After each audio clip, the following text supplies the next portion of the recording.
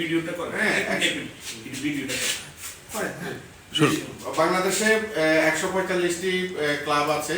এই 145টি ক্লাবের মাধ্যমে আমরা এক একজন অ্যাপেক্সিয়ানরা একেবারে নদীর শাখার মতো একজন আরেকজনের সঙ্গে জড়িয়ে আছি।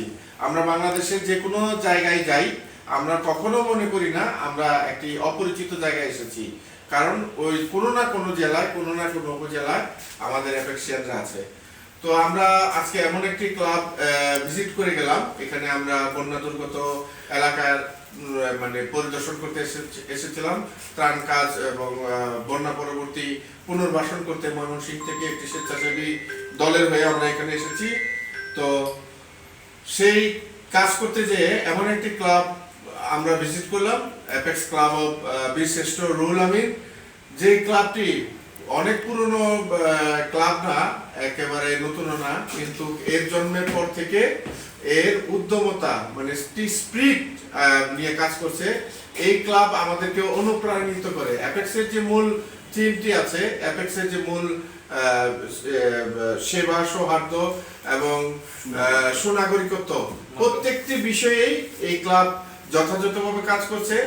এই ক্লাবটি বাংলাদেশের যে কোনো ক্লাবের জন্য একটি অনুপ্রেরণামূলক ক্লাব।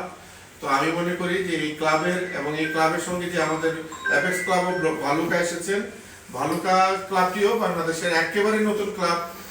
তারপরেও গত বছরের বাংলাদেশের মধ্যে সেরা ক্লাব হয়েছে ভালুকা ক্লাব এবং সেরা সার্ভিস ক্লাব হচ্ছে এই অ্যাপেক্স ক্লাব অফ বীরশ্রেষ্ঠ রুহুল আমিন। তো দুটো ক্লাবই একসঙ্গে আছে, একটি আমার সঙ্গে এসেছে এবং আরেকটির সঙ্গে পেলাম। কথা বললে আসলে আমার যে বদ অভ্যাস, সে কথা থামে না, কিন্তু আমার কথা আমাকে থামতে হবে, আমার চলে যেতে হবে। তো আপনাদের প্রেসিডেন্ট এবং পাস্ট প্রেসিডেন্টের মাধ্যমে আমরা সকল অ্যাপেক্সিয়ানদেরকে কৃতজ্ঞতা জানাই। আজকে আমি এই পর্যন্ত 3 দিন এসেছি ফেনী, নোয়াখালী এলাকাতে পরিদর্শন করতে। এই 3টি দিনে অ্যাপেক্স ক্লাব অফ বীরশ্রেষ্ঠ রুহুল আমিন অ্যাপেক্সিয়ানরা আমাদেরকে যেইভাবে আমাদেরকে সঙ্গ দিয়েছে, আমাদেরকে সৌহার্দ্য দেখিয়েছে এবং আমাদেরকে সেবা দিয়েছে, আমাদের সঙ্গে তারা ছিল, অনেক পরিশ্রম করেছে, তার জন্য আমরা কৃতজ্ঞতা জানাই। শুধুমাত্র অ্যাপেক্সিয়ান হিসাবে না, ময়মনসিংহবাসী হিসাবে, ময়মনসিংহের একজন নাগরিক হিসাবে এই ক্লাবের মাধ্যমে এই জেলার সকল মানুষের প্রতি আমাদের কৃতজ্ঞতা। ধন্যবাদ সবাইকে।